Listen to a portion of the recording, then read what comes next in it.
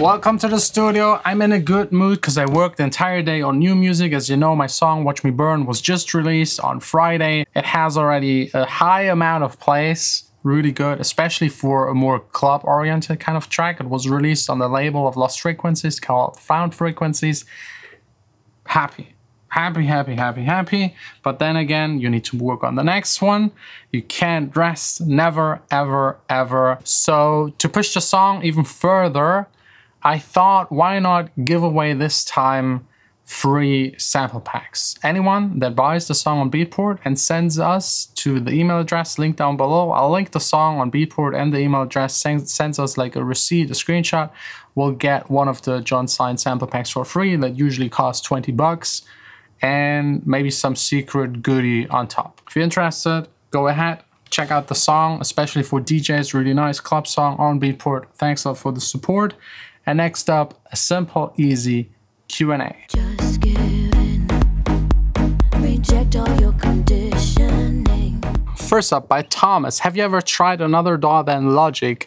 Not really. I've tried out a lot, like almost every single DAW, or at least like watched someone else use it for 2, 3, 4 hours, but I've never seriously made an entire song with another DAW. Again, this entire DAW thing, it's more a tool. It's like which screwdriver you use, it doesn't matter as long as you get the screw in.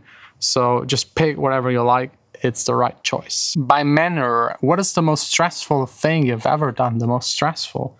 Oh, there is plenty of stuff. Right now I'm totally stressed because of the new house we're checking out to actually buy and it's not sure.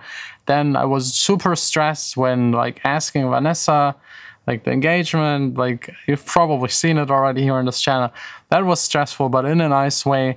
DJing in front of thousands of people is always kind of stressful, at least like the first 2 or 3 hours leading up to it. Once you DJ, it's gone, usually. Next up, another DAW question. How do you find Ableton now? Ableton for live, a no-brainer. For everything else, probably as good as any other DAW. How many synths do you currently own? I actually don't know. 1, 2, 3, 4, 5, 6, 7, 8, 9, and down here, 10. Is there any way to work in your studio? Yes, we're actually looking for someone, actually multiple persons. COVID is kind of over. We can have like employ people again here in the studio. We're looking for interns that live close by and can come here to the studio. And we're actually looking for someone that could actually give DJ courses. Paid job, you DJ, you teach other people to DJ and get paid. If you're interested, just hit us up with an email. Can you speak a whole German sentence on camera, please? Ha ha ha ha. Yeah, I could. I actually don't really know what to say. Hey, hallo, herzlich willkommen, Sine hier im Studio. Coole Beats am Schrauben, nicht wirklich. Und Deutsch reden, zum ersten Mal voller Satz. Vielleicht irgendwann mal ein ganzes Video. And next up, when is the Jupiter X video coming? Soon. There is a major update. I want to wait, because if you do a review and then there is a major update, your review is kind of crap. How to train to mix your ear? No. How to train your ears to mix?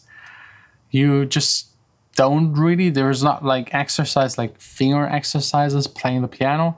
You just mix a lot, and it's less about training the ear, because your ear is still the same. It's more your brain dealing with the information it gets and listening closely. So I'd say it's more something that you just practice and you need to gain experience. Someone is asking about the possible new studio. As you know, I showed it yesterday, the possible new house. It's still not safe, it's still not sure, nothing is set in stone, but I'm working on it.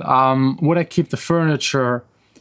I don't know. I think I want to keep this room as it is, because it's kind of epic and I worked really long and hard, and I will use it myself maybe once or twice per week and probably rent it out to other people so they get the benefit of acoustically, like a perfectly acoustically treated room with nice speakers, so they can make their music, and I will rent it out for the lowest price I can possibly do. Like basically probably just pass on the rent that I pay. I just want to, make sure people can make music. I didn't have anything, and I feel with people that don't have it, so trying to give something back. I think that's really important. Ooh, the next one is juicy. If someone wants to pay you for a mix and master and their song is shit, do you tell them? They're like, let's dive a little deeper. There are like two kind of columns to it. Like one is, it's not you as a mixing engineer and mastering engineer judging someone else's art. It's art. And if it's shit to you, it might not be shit to them. It might be like what they intended it to be. And sometimes shit to you is maybe really good to someone else. So I'm usually very like soft with my feedback. Because on the other hand, you as a mixing mastering engineer, your task is to make it as good as possible. And if the source material is a problem, you should at least point it out. So let's say I get like a trash, super trash, extra trash track. Then I would pick out like the 4 or 5 things where I think the fastest, best improvement could be made for the mix and for the master. Tell that to the client that they should look into it. And if they think what I'm saying is maybe something they also feel, change it. If not, just stick to what it is. And if it's really shit and they're so stupid and after my feedback still think it's good and they want it mixed and mastered, sure. Like you have to pay the bills, and there's no reason to not mix and master something that you don't like or that is just straight up trash. But you should tell it the client in a nice way, in a constructive way. And if they themselves then feel like it's not ready, then they can work on it again. Just be like fair and open, but like not mean. That's usually my approach, because it's again a customer is king. If a customer wants something done, you usually just do it. You can give them a hint that it's maybe not the right thing to do, or there's more room to improve.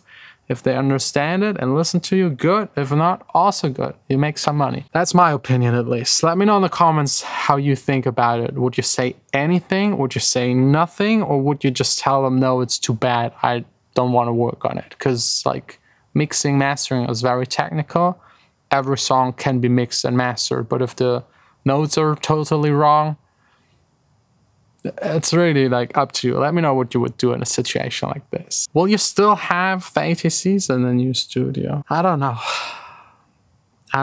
I might have to sell some things here in the studio. Hopefully not the speakers.